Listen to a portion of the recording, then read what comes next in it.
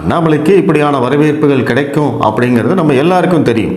பாஜக கட்சியில் இருக்கக்கூடிய தொண்டர்களுடைய பெரும்பாலான ஆதரவு அண்ணாமலைக்கு தான் இருக்கு. கட்சி சாராத பொதுமக்களும் அண்ணாமலையை தான் ஆதரிக்கிறாங்க அப்படிங்கிறது நல்லா தெரியும்.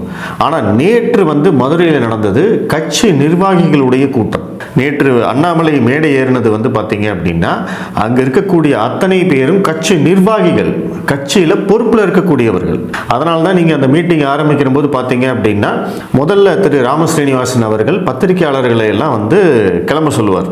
இது கட்சி நிர்வாகிகளுக்கான மீட்டிங்கு, உங்களுடைய ஒத்துழைப்புக்கு நன்றி அப்படின்னு சொல்லி கிளம்ப சொல்லுவார். அதற்கு பிறகுதான் அண்ணாமலை அவர்கள் அமித்ஷா கிட்ட பேசி இல்லை பரவாயில்ல அவங்க இருக்கட்டும் அப்படின்னு சொல்லுவார். ஸோ அப்படி கட்சி நிர்வாகிகள் இருக்கக்கூடிய அந்த கூட்டத்தில் அண்ணாமலை அவர்களுடைய பெயர் உச்சரிக்கப்பட்ட போதெல்லாம் மிகப்பெரிய ஆரவாரம் எடுகிறது என்றால் என்ன நடக்குது அப்படிங்கிறத நீங்க தெரிஞ்சுக்கணும். கட்சி நிர்வாகிகள் மத்தியிலையும் அண்ணாமலை அவர்களுக்கு தான் மாபெரும் ஆதரவு இருக்கிறது. அது அமித்ஷா அவர்கள் முன்னாலேயே நிரூபணமானது ஒரு வகையில் மகிழ்ச்சி.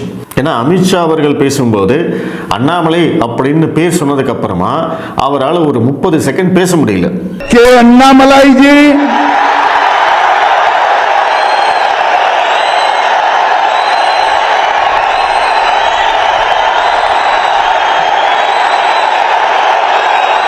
मोदी